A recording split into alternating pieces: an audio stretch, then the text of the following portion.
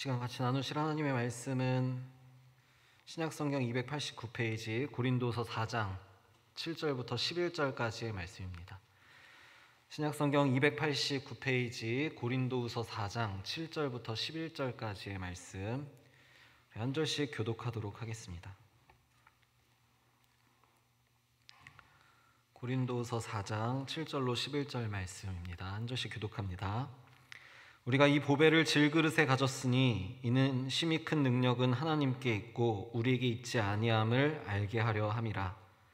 우리가 사방으로 우겨쌈을 당하여도 쌓이지 아니하며 답답한 일을 당하여도 낙심하지 아니하며 박해를 받아도 버림받지 아니하며 거꾸러뜨림을 당하여도 망하지 아니하고 우리가 항상 예수의 죽음을 몸에 짊어짐은 예수의 생명이 또한 우리 몸에 나타나게 하려 함이라. 같이 읽겠습니다. 우리 살아있는 자가 항상 예수를 위하여 죽음에 넘겨짐은 예수의 생명이 또한 우리 죽을 육체에 나타나게 하려 함이라. 아멘. 네, 오늘은 질그릇에 담긴 보배라는 주제로 고린도서의 말씀을 같이 나누도록 하겠습니다. 제가 이 말씀을 이렇게 준비하면서 뭔가 우리 오산제일교회 지금 설교의 결과 다른 말씀을 하고 있는 것 같아서 좀 마음이 불편하더라고요. 한 주 동안 이게 다 막 지금 담임 목사님 창세기하고 계시고 다른 분들 잠언하시는 것 같은데 저 혼자 생뚱맞게 고린도후서 뭔가 이 교회의 결과 다른 방향으로 가는 그런 것 같아서 마음이 되게 불편했습니다. 근데 제가 저희 학교에서 지금 그 학생들과 아침마다 큐티를 하는데요. 그 큐티하는 본문 말씀을 중심으로 이렇게 설교를 해와요. 왜냐하면 제가 따로 말씀을 또 주애하고 준비할 시간이 너무 부족해서 그것보다는 제가 잘 할 수 있는 이미 주애된 본문을 가지고 설교를 하는 게 좋을 것 같아서 그렇게 합니다. 그래서 그런 생각을 하다가 오늘 여기 앉아서 기도하면서 사람이 어떻게 맨날 밥만 먹냐, 또 이렇게 특식도 먹고 해야지 이런 생각이 들더라고요. 그래서 그렇게 생각하시고 결이 다르다고 생각하시지 않으면 저 혼자 그런 생각을 했겠죠, 그렇죠? 네. 여러분, 저희가 그 서신서를 묵상할 때 유의해야 할 점이 하나 있습니다. 그것은 이 서신서를 받는 첫 번째 수신자가 누구냐 하는 것입니다. 이게 굉장히 중요합니다. 왜냐하면 편지라는 것은 대개 가장 처음 받을 사람에게 하고 싶은 말을, 발신자가 보내는 이가 하고 싶은 말을 담아서 쓰는 것이기 때문에 우리가 이 서신서를 읽을 때에는 이 서신서를 받게 되는 첫 번째 수신자에게 보내는 이가 도대체 어떤 말을 하였는지를 좀 유의하면서 읽어야 돼요. 저희 서신서를 읽으면서 가장 많이 하는 실수 중에 하나가 이 서신서에는 참 주옥 같은 말씀들이 많잖아요. 너무너무 좋고 우리의 마음을 울리는, 심금을 울리는 은혜의 말씀들이 많은데 그 중에 일부만을 앞뒤 문맥, 전후 상황, 배경 하나도 생각하지 않고 그저 발췌해서 우리 삶에 곧바로 적용하는 경우들이 많아요.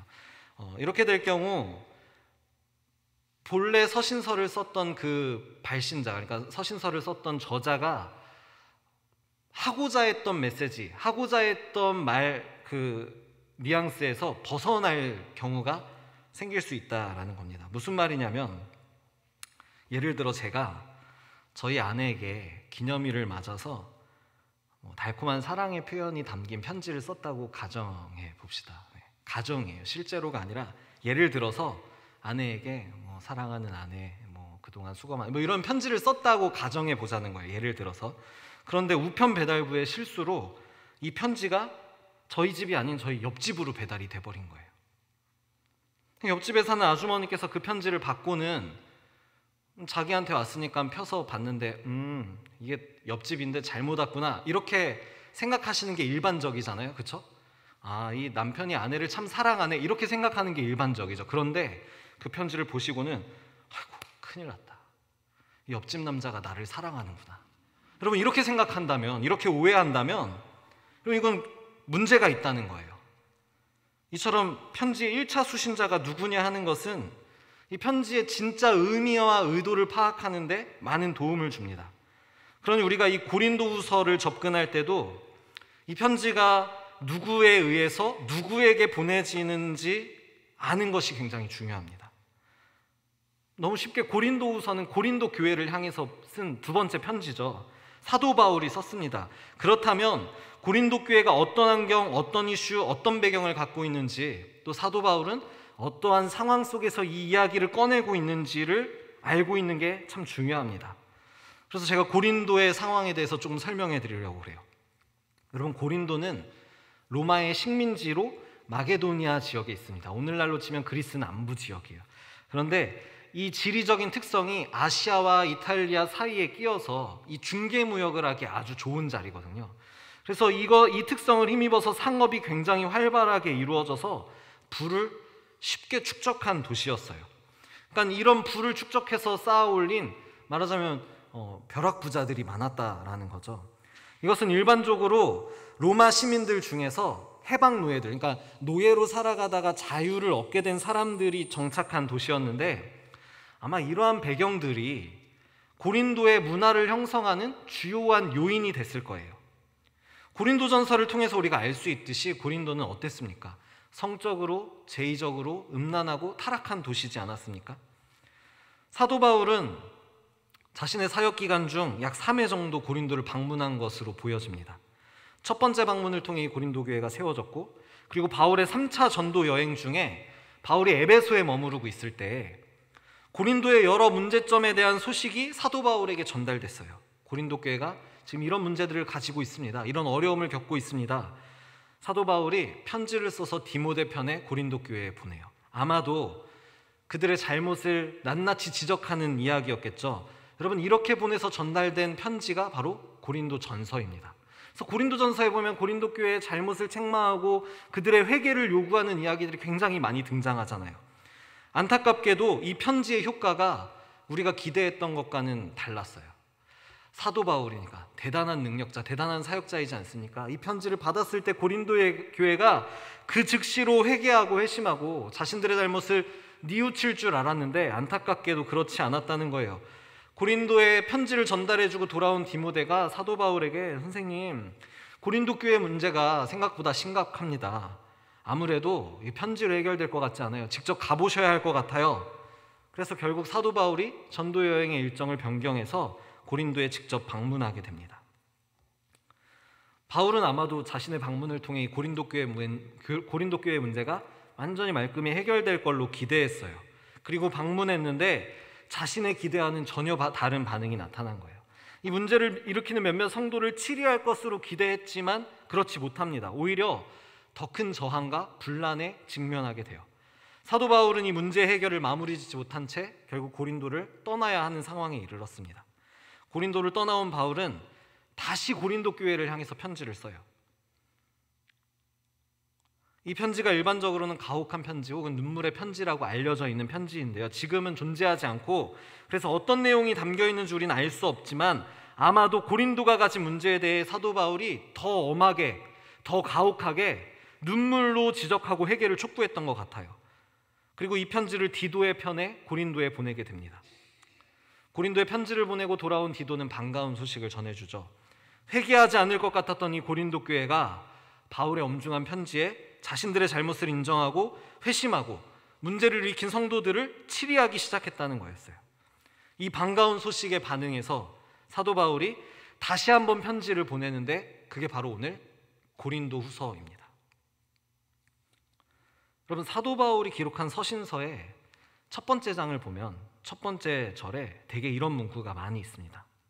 하나님의 뜻으로 말미암아 그리스도 예수의 사도된 바울은, 혹은 하나님의 뜻으로 그리스도 예수의 사도로 부르심을 받은 나 바울은, 이런 말씀들이 있어요. 여러분, 바울은 엄청난 사역을 했던 위대한 사도였죠. 그의 열정과 헌신으로 아시아와 마게도냐 지역에는 예수를 따르는 많은 무리와 교회가 생겨나기 시작했습니다. 사도행전 전반에 걸쳐서 가장 두드러진 활약을 펼친 인물을 꼽으라 그러면 누가 뭐라 해도 주저하지 않고 아마 바울을 꼽을 겁니다. 여러분, 이 사실만으로도 사도 바울의 사역이 얼마나 대단했는지 우리가 알 수 있지 않습니까? 하지만 그의 대단한 사역은 주변의 질투와 시샘을 사기도 하고 때로는 많은 대적의 방해와 공격을 받기도 하였습니다. 그중 제일 많이 사도 바울을 공격했던 것이 바로 사도 바울의 사도권이었어요. 여러분, 엄밀히 사도 바울은 예수의 직계제자라고 말하기는 조금 어렵기 때문에 정확하게는 오히려 예수를 핍박하는 무리에 속했던 이였기 때문에 그를 사도라고 할 수 있느냐 하는 문제는 언제나 많은 대적들의 좋은 먹잇감이 되었습니다. 그들은 사도 바울의 사도권을 놓고 이런 식으로 공격했어요. 바울이 사도라고? 그는 사도가 아니야. 만약 바울이 사도라면 그렇게 고난당할 수 없지. 바울은 너무 많이 고난당했잖아. 너무 많이 힘들었잖아. 가난하고 병들고 핍박당하고. 만약 바울이 사도라면 하나님께서 그의 삶을 돌보셔서 그가 그렇게 고난당하지 않았을 거야. 날마다 형통하고 하는 일마다 잘 되어서 그가 하는 사역들이 더 힘있게 흥왕했을 거야. 이것만 봐도 사도 바울은 사도라고 할 수 없어. 여러분, 사도 바울이 너무 많이 고난당했기 때문에 그가 사도가 아니라는 거예요. 사도 바울의 표현을 빌려도 이 바울이 얼마나 어려운 선교 사역을 감당했는지 잘 알 수 있지 않습니까? 고린도후서 후반부에 가면은 사도 바울이 이런 이야기를 직접 해요. 40에 하나 감한매를 5번이나 맞고 3번 태장으로 맞고 1번 돌로 맞고 3번 파선하고 일주야를 깊은 바다에서 지냈으며 강의 위험과 강도의 위험과 동족의 위험과 이방인의 위험과 시내의 위험과 광야의 위험과 바다의 위험과 거짓 형제 중의 위험을 당하고 또 수고하며 애쓰고 여러 번 자지 못하고 줄이며 목마르고 여러 번 굶고 춥고 헐벗었노라. 사도 바울이 이런 고난을 당했다고 자기가 직접 시인하는 거예요. 여러분, 40에 하나 감한매라는 거는 일반적으로 이 때리는 매를 40대 때리면 사람이 죽는다고 그래요. 그래서 40대를 때리지 않게 만들기 위한 장치예요. 39대만 때리는 거예요. 실수로 40대를 때리지 않도록 39대만 때리는 겁니다. 그런데 그런 걸 5번 맞았다는 거예요. 일반적으로 이 39대 맞는 매를 맞아도 많은 사람들이 대부분 죽는다고 그래요. 그런데 사도 바울이 그런 매를 5차례나 맞았다는 거예요. 이런 고난을 당한 사도 바울, 이렇게 여러 번 죽을 위기에 내몰렸던 사도 바울, 하나님의 사역을 한다고 그러는데 맨날 헐벗고 춥고 굶주리고 가난한 삶을 사는 사도 바울, 하나님의 사도라면 그렇게 어려운 삶을 살 수 없어. 형통하지가 않잖아. 그러니 그는 사도가 아니야. 여러분, 이것은 마치 예수 잘 믿으면 복 받아서 잘 먹고 잘 삽니다. 여러분, 가난하십니까? 여러분, 만약에 가난하시다면, 물질에 어려움이 있다면 그럼 예수 잘 믿지 않아서 그런 거예요. 예수 잘 믿으세요. 똑바로 믿으세요. 그래야 복 받고 잘 삽니다. 여러분, 이렇게 말하는 것과 똑같은 논리예요. 여러분, 예수 잘 믿어도 가난할 수 있습니다. 예수 잘 믿으면 복 받고 부유할 수도 있죠. 하지만 예수 잘 믿어도 가난하고 어려울 수 있다는 거예요. 저희 가정 예수 열심히 잘 믿었습니다. 헌신했어요. 최선을 다해서 믿었어요. 그럼에도 어찌하지 못했던 가난의 굴레가 있었습니다. 그럼 저희들의 믿음은 다 가짜입니까? 저와 저희 어머니의 믿음은 다 헛것이었나요? 거짓된 헌신인가요? 그렇게 누가 정의할 수 있죠? 아무도 없다는 거예요. 예수를 잘 믿으면 복 받아서 잘 사는 것이 아니고 이 땅에서 잘 살고 못 살고의 문제가 부차적이 되는 거예요. 그게 중요하지 않게 된다는 거예요. 하나님 나라와 그 뜻을 이루는 첫 번째 목적이 가장 중요하기에 가난해도 부유해도 예수로만 만족할 수 있게 된다는 거예요. 그러니 바울을 공격하는 대적들의 논리가 얼마나 우습습니까? 또 이런 공격도 당했어요. 바울은 말을 잘 못하잖아. 그가 글은 잘 쓸지 몰라도 설교나 언변은 형편없어.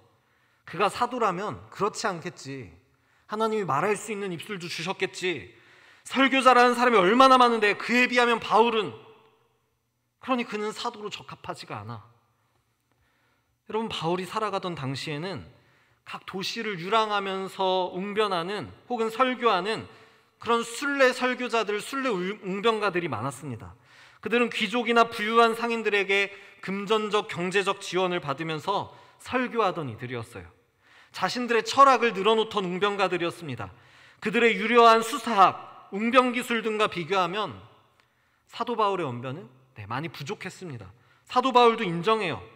자신의 언변의 부족함을, 자신의 연약함을 인정합니다.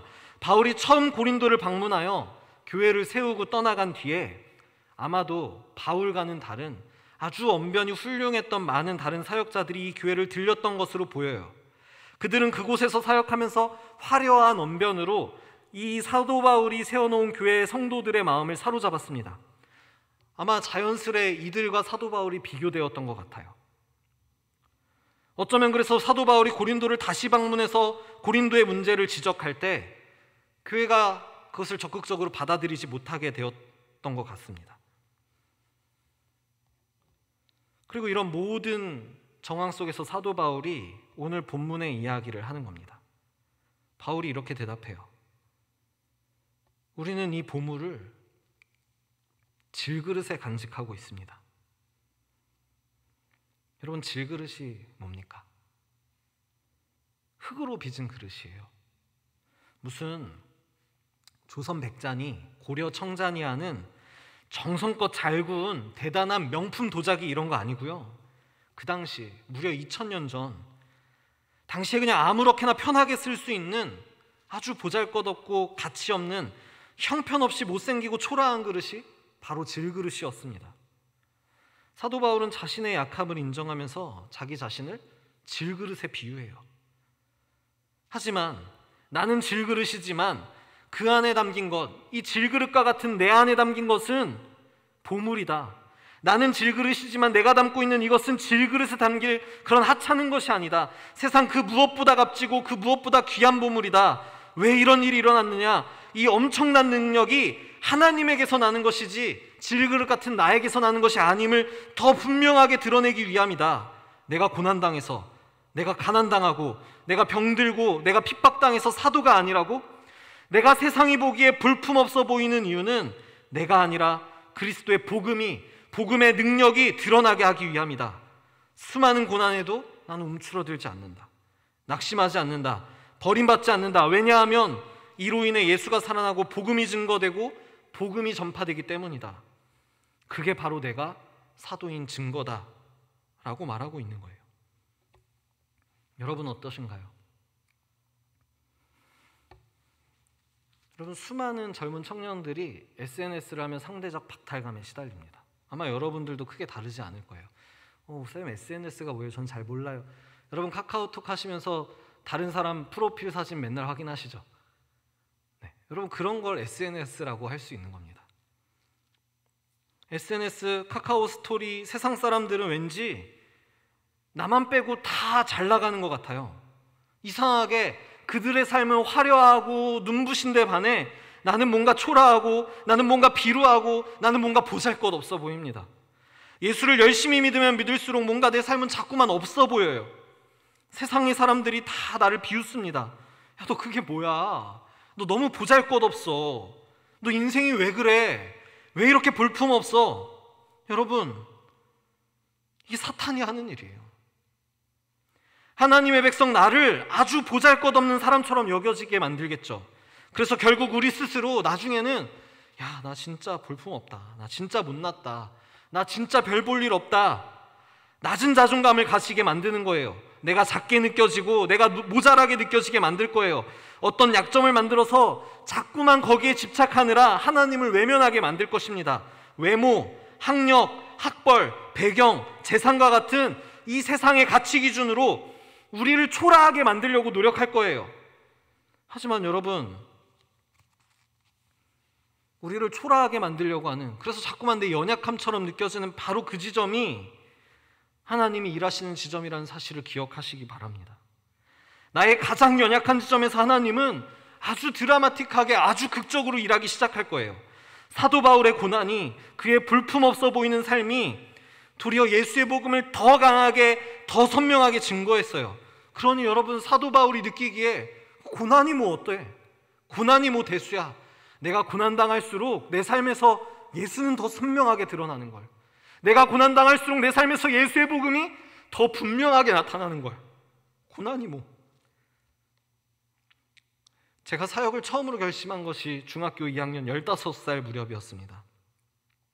제 기억에 그때부터 지금까지 단 한 번도 저희 가정은 경제적으로 유복했던 적이 없었던 것 같아요. 단 한 번도 안심하고 마음 편히 보낸 적이 없습니다. 하나님을 붙잡지 않으면 안 되는 삶을 살아야 했어요.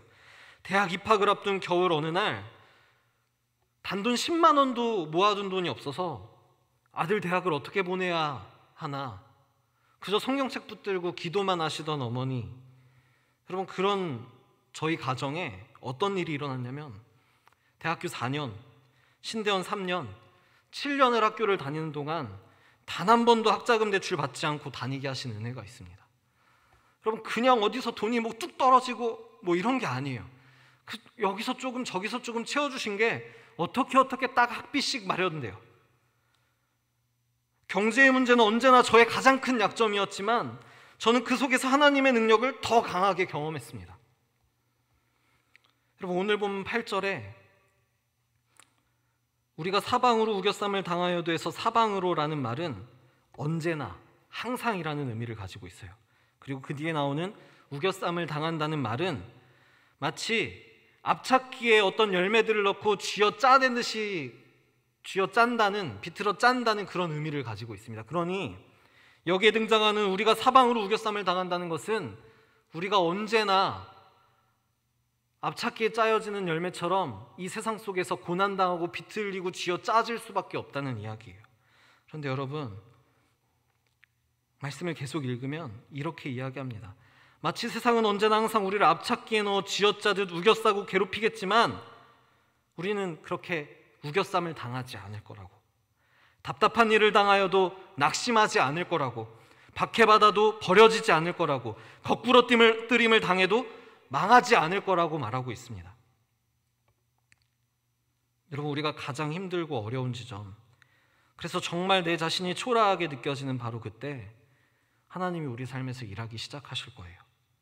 그리고 우리의 연약함을 하나님의 능력을 담아내는 도구로 사용하실 것입니다. 하나님께서는 하나님의 일을 하실 때 반드시 사람과 함께 동역하세요. 사람을 통해서 일하십니다. 그렇다면 여기 이 자리에 모인 저와 여러분도 반드시 하나님 나라의 사역을 위해서 쓰여질 겁니다. 세상이 초라하다고 말하는 우리를 하나님은 넌 초라하지 않아, 이 세상에서 가장 특별하고 하나밖에 없는 유일한 존재야 라고 말씀하시면서 그 안에 하나님의 능력을, 이 세상 가장 귀한 보배를 담아내실 거예요. 내가 연약하면 연약할수록 하나님은 더 강하게 역사하셔서 우리 삶에서 나는 사라지고 오직 예수와 그 복음은 더 선명하게 뚜렷하게 드러나도록 하실 것입니다. 그러니 하나님이 귀하다, 하나님이 특별하다 말씀하며 보내신 여러분 자신과 여러분의 삶을 스스로 보잘것없어, 볼품없어, 연약해, 형편없어 말하지 마십시오. 설령 여러분이 진짜 질그릇과 같다고 할지라도 여러분 안에 가장 귀한 것이 담겨 있습니다. 이 시간 같이 한번 찬양하도록 하겠습니다.